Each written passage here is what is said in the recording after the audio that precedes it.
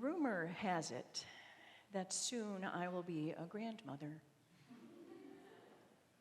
Our older daughter is growing greater with child every day. Our son-in-law has already assumed a protective, attentive stance around them both. And though I will not bore you with all the sentimental details, I cannot help but remember these same months for myself, more than 30 years ago, when this all-grown-up daughter was living in me. And I remember how I longed to see her face and all the things I dreamed for her. But as is true of most of our wondering and imagining about the future, what actually happens is wildly different from what we had anticipated. Remember your anxiety about the freshman year in high school? What about your first job, the person with whom you would fall in love? What about getting older? Is this what you had imagined?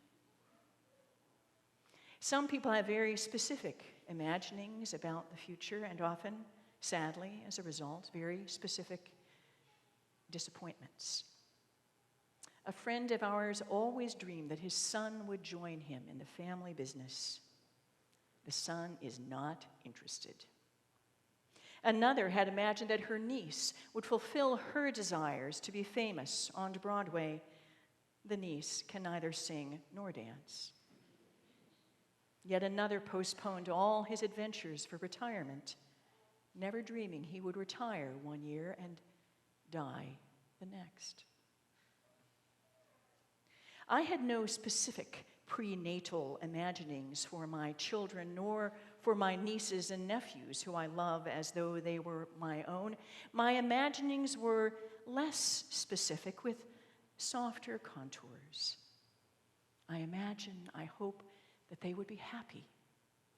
I longed for them to be strong. I wanted their lives to have purpose.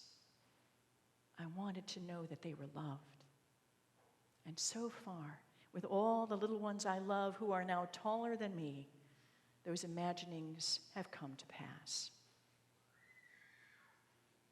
But I never imagined for them, or for anyone else, what it is that Jesus imagines for his little ones. We are more than halfway down the road to Jerusalem and a waiting cross. Jesus has been teaching, healing, forgiving, and irritating people in every city and wide spot in the road for 17 chapters. As for the disciples, the following was getting less fun every day. Most recently, in the last 3 weeks, Jesus bore down on them with challenges about their allegiance, specifically their allegiance to him and his mission. Punching 3 times in quick succession, Jesus dropped the prodigal son, the dishonest manager, and the rich man who ignored Lazarus in their laps and said, "What do you think of that? How much will you forgive? Whom do you serve? Are you even paying attention?" When his disciples freaked out about the complexities and demands of following Jesus, yelped, "Holy cow, give us more faith!" Jesus showed no mercy. Instead of comforting, he mocked. "I can't even see your faith. Your faith is smaller than a weed seed. Were it even a smidge bigger, you could perform bizarre miracles like planting trees in the ocean. But you can't. You can barely get out of bed in the morning. What do you mean, more faith?" Jesus' tone was a little harsh, and his example a little odd. The science of hydroponics, that is, growing things in liquid rather than in dirt, would not be invented for several centuries. And besides, if you could plant a tree in the sea, who would want that? No, Jesus had no use then or now for pyrotechnics or dramatic entrances or show-stopping acrobatics. His desire for them, for all of his children, is far more mundane, more humble. In fact, his desires for us are undesirable to us. So you also, when you have done what you were ordered to do, say, "We are worthless slaves. We have done only what we ought to have done."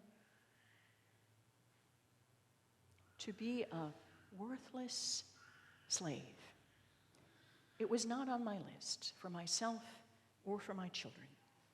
It is nothing to which I have ever aspired, but it is apparently Jesus' deepest desire for us: slavery. Our setting this morning does not allow time, nor is it the venue for a proper discussion of this troubling image. Slavery. Worthless slavery. There is no positive construction of that image, no positive role model for this. No one at any time in human history has been willingly enslaved or longed to grow up to be a worthless slave, whether enchained in iron or in the clutches of addiction or the restrictions of a deeply flawed relationship. And I have to wonder how this text is this morning being preached among Christians of African descent, for whom slavery is more than a metaphor. What do we make of this demeaning, racially freighted, horrifying hope on Jesus' part? Please, friends, be worthless. Be slaves.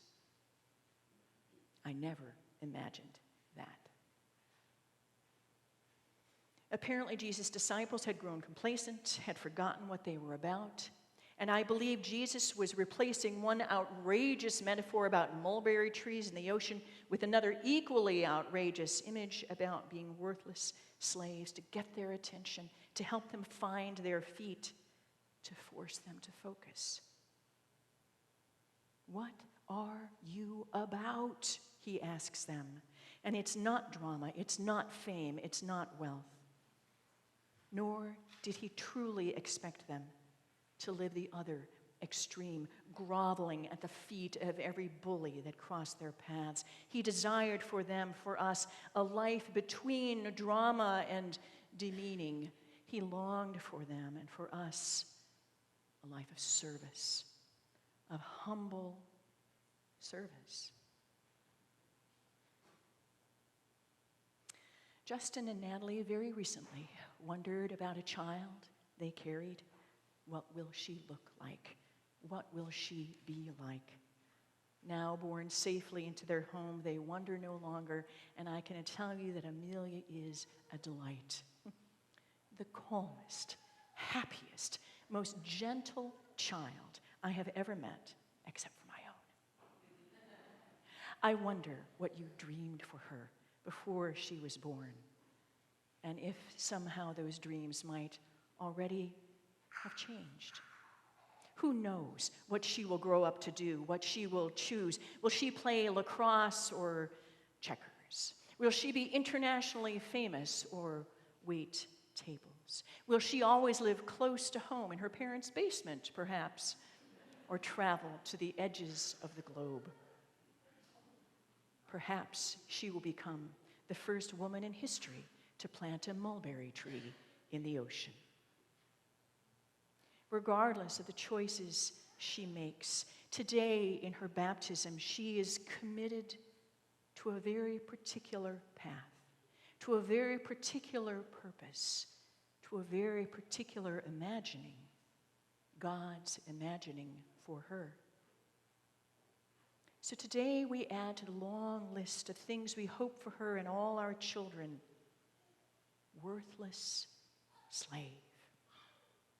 We pray that God will use her to serve those who are in need, to comfort the sad, to support the weak, to bring hope to the hopeless, to light the world as she already lights our lives. Is this too much to ask of such a tiny little gift? Too much to imagine? Perhaps. And one day Amelia may yelp, as did the first disciples, "Holy cow, this is too much for me. Increase my faith." And God will. In her baptism, we commit Amelia to God's cause, and God commits to her, promising to never leave or forsake her, to give her the gifts she needs for the purposes she pursues, gifts given from one humble servant to another.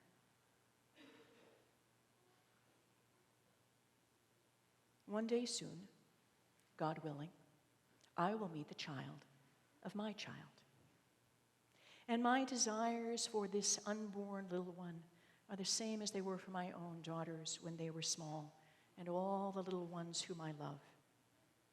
And to that long list of desires and imaginings, today we add another. Worthless slave might seem a bit strong to our sensitive ears, but would it be so bad? Would it be so bad if we always counted others as better than ourselves? If we were willing to kneel at the feet of a wounded world? If we cared deeply for the stranger? Would it be so bad if we became humble servants to the world, as Jesus has been humble servant to us?